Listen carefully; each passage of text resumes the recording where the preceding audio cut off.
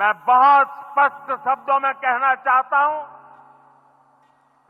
जिन्होंने ये हमला किया है,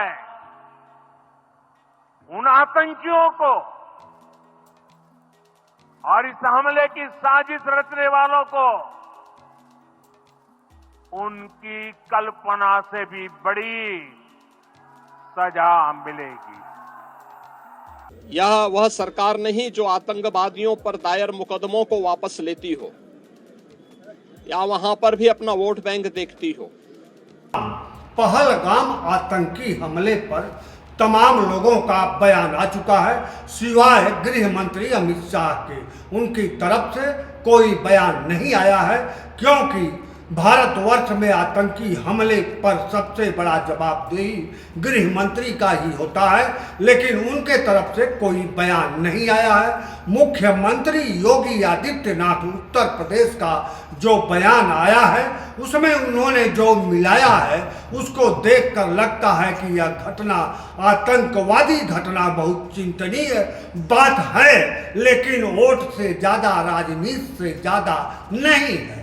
और वह अपने वक्तव्य में पूर्ववर्ती सरकारों के विषय में बताना बहुत जरूरी समझ रहे हैं। वहीं प्रधानमंत्री का जो जवाब आया है, कल्पना से परे उनको सजा दी जाएगी। सब कल्पना युक्त, यहाँ हर चीज भारत में कल्पनाओं के द्वारा गढ़ा जाता है और कल्पनाओं के द्वारा हर घटना पर काबू पाने का प्रयास किया जाता है। ठीक उसी तरह जिस तरह महाकुंभ में 30 मरे, भगदड़ से मरे या चाहे जैसे मरे, लेकिन बाद में बयानबाजी के बाद वह सामान्य सी घटना साबित हो गई। ठीक उसी तरह पहलगाम आतंकवादी में सिर्फ 27 मरे हैं, यानी महाकुंभ से 3 कम मरे हैं। और यह भी आने वाले दिनों में क्या एक छोटी सी घटना साबित हो जाएगी। यह सब बातें जो फिजा में तैर रही है, उन्हीं फिजाओं में एक बात तैर रही है कि यह आतंकी हमला कहीं किसी साजिश का परिणाम तो नहीं है, कहीं इसे जानबूझकर कराया तो नहीं गया है। क्यों इतनी बड़ी घटना के बावजूद जम्मू कश्मीर के पर्यटक स्थलों पर पग पग पर चप्पे पर सेना और पुलिस के जवान तैनात रहते हैं, बावजूद इसके जवाब में एक गोली नहीं चली। हमारी तरफ से जवाबी कार्रवाई क्यों नहीं हुआ, जबकि आतंकवादी धर्म पूछकर, लोग जैसा बता रहे हैं, धर्म पूछकर गोली मारते रहे और आधे घंटे तक तांडव चला और हमारी तरफ से जवाबी गोली तक नहीं चली। तो आखिर क्या कारण है? एक पूरा विश्लेषण इस पर आगे हमारा सुनिए और सोचिए, मत सोचिए। कोई फर्क जब देश को नहीं पड़ता, लेकिन उन परिवारों को पड़ता है जो महाकुंभ में मरे हों या इस आतंकवादी घटनाओं में मारे गए हों, उन परिवारों को फर्क पड़ता है और देश को भी फर्क पड़ता है। सरकारें तो आज हैं, कल भी रहेंगी, परसों भी रहेंगी, लेकिन वोट की राजनीति के लिए जो निरीह और आम जन मारे जाते हैं, मारे जाने का सिलसिला जारी है, उसे रोकने के लिए हम क्या कर रहे हैं, यह तो सोचना ही पड़ेगा। पहलगाम नरसंहार, क्या यह आतंकी हमला किसी गहरी साजिश का हिस्सा है? जम्मू कश्मीर के पहलगाम में हुआ हालिया आतंकी हमला न केवल रोंगटे खड़े कर देने वाला है, बल्कि यह सुरक्षा तंत्र की कार्यप्रणाली और शासन की मंशा पर भी कई गंभीर सवाल खड़े करता है। आतंकवादियों द्वारा 27 पर्यटकों की धर्म पूछ कर हत्या कर देना, और वह भी एक ऐसे इलाके में जहां हर कोने पर सेना और पुलिस की तैनाती रहती है, ये बात सामान्य नहीं लगती। इस घटना की बारीकी से जांच करना इसलिए जरूरी हो जाता है क्योंकि इसके पीछे कोई बड़ी साजिश छुपी हो सकती है। पहलगाम, जो अब तक एक शांत और खूबसूरत पर्यटन स्थल माना जाता रहा है, पहली बार इस तरह के जघन्य नरसंहार का गवाह बना है। स्थानीय गाइड्स और चश्मदीदों के अनुसार आतंकी लगभग आधे घंटे तक पूरे इलाके में खुलेआम घूमते रहे, लोगों से उनके नाम और धर्म पूछते रहे और उसके बाद गोलियों से उन्हें भूनते रहे।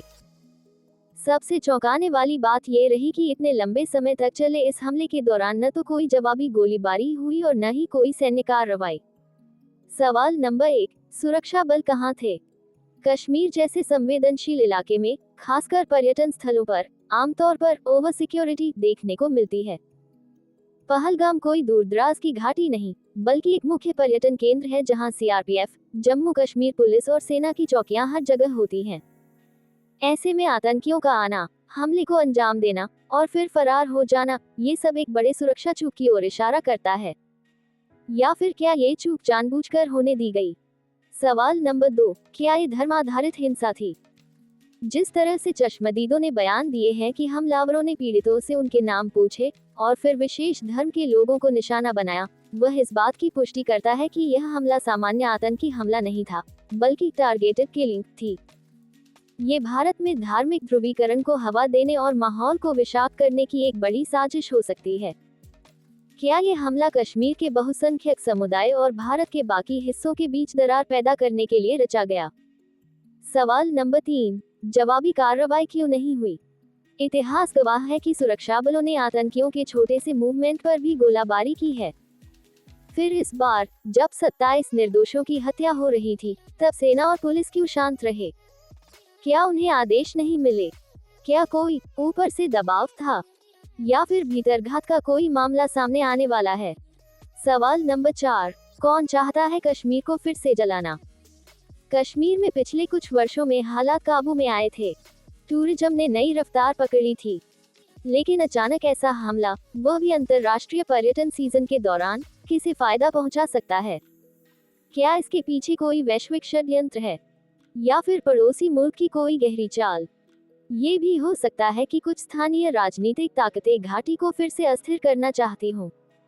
सवाल नंबर 5, क्या ये सरकार की असफलता है? प्रधानमंत्री और गृहमंत्री अक्सर दावा करते रहे हैं कि कश्मीर में आतंकवाद लगभग खत्म हो चुका है, लेकिन इस हमले ने उन दावों को झूठा साबित कर दिया। अगर 27 पर्यटकों को धर्म पूछ कर मारा जा सकता है, तो फिर आम नागरिकों की सुरक्षा कैसे होगी?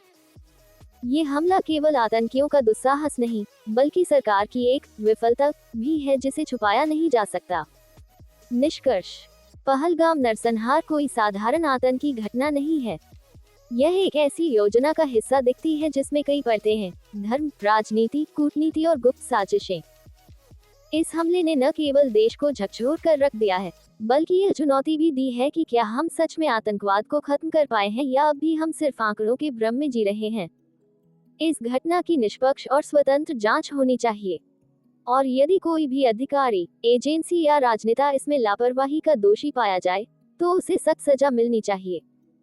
वरना अगली बार शिकार कोई और पर्यटक स्थल और कोई और निर्दोष नागरिक हो सकता है।